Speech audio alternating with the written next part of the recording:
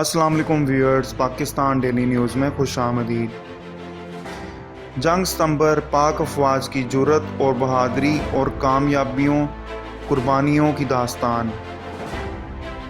जा रहा नहीं लेकिन दफा करना खूब जानते हैं, जारियत कभी की नहीं और दफा में कोई कसर कभी छोड़ी नहीं। दुश्मन बार बार आजमा चुका, जंग सितंबर की याद में आज यौम दफा मनाया जा रहा है। वही कौमें दुनिया में अपना वजूद बरकरार रखती हैं और ज़िंदा रहती हैं जो अपना मजबूत दफा रखती हैं। पाकिस्तानी कौम ने भी 6 सितंबर 1965 की शब गैर एलानिया जंग का मुकाबला करके साबित कर दिया कि वो किसी भी जारियत का मुंह तोड़ जवाब देने की भरपूर सलाहियत रखती हैं। 6 सितंबर 1965 की शब हमसाया मुल्क ने रात की तारीकी में पाकिस्तान पर हमला किया, लेकिन सरहदों के मुहाफिज जाग रहे थे। लाहौर के जिम खाने में चाय पीने के दुश्मन के ख्वाब चकनाचूर कर दिए।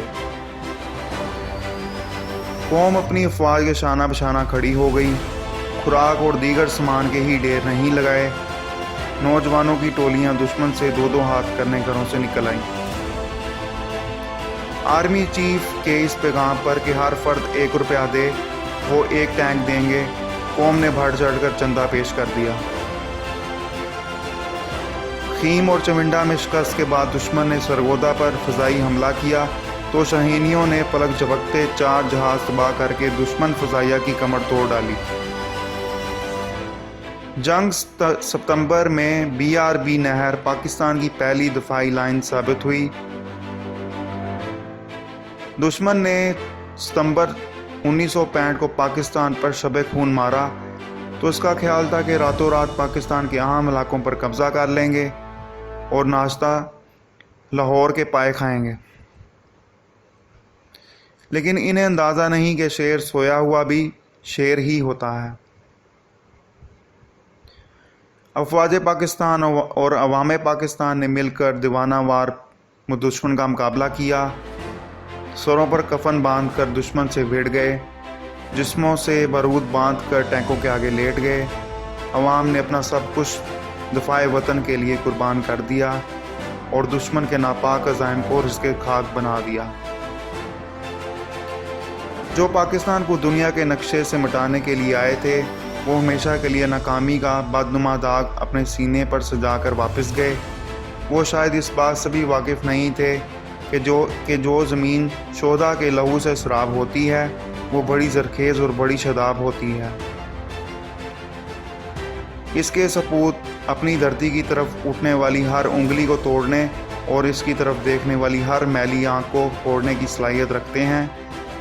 जान वार देते हैं लेकिन वतन पर आंच नहीं आने देते।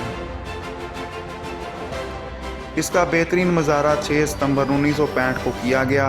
इंतहाई बेसरो सामान के आलम में भी जुर्रत और बहादुरी की वो मिसालें कायम की गईं कि तारीख़ में सुनहरी हरूफ से लिखी जाएंगी।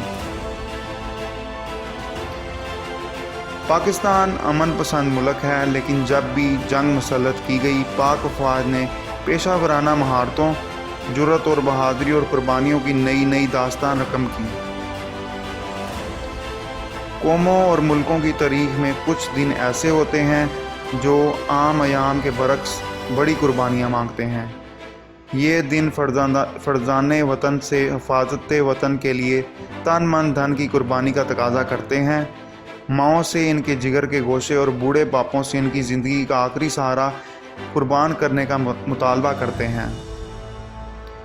कुर्बानी की लाजवाल दास्तानें रकम होती हैं। सरों पर कफन बांध कर वतन गामजन हक बातिल का रुख करते हैं। आज़ादी को अपनी जानो माल पर तरजीह देकर दीवाना वार लड़ते हैं।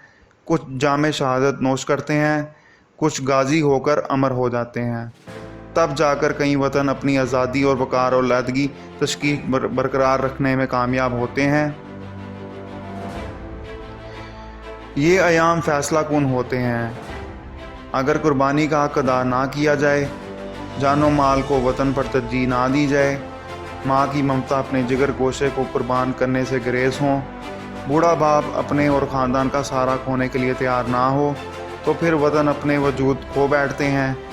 कौमें तरीका हिस्सा قصہ بن جاتی ہیں اور آزادی کی بجائے غلامی کی زندگی قوموں کا مقدر بن جاتی ہے۔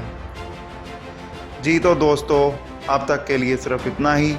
مزید اپڈیٹ کے لیے دیکھتے رہیں پاکستان ڈیلی نیوز اور ہمیں اپنے قیمتی خیالات کے ساتھ کمنٹ باکس میں آگاہ کریں۔ پاکستان زندہ باد، پاک افواج زندہ باد۔ اللہ حافظ۔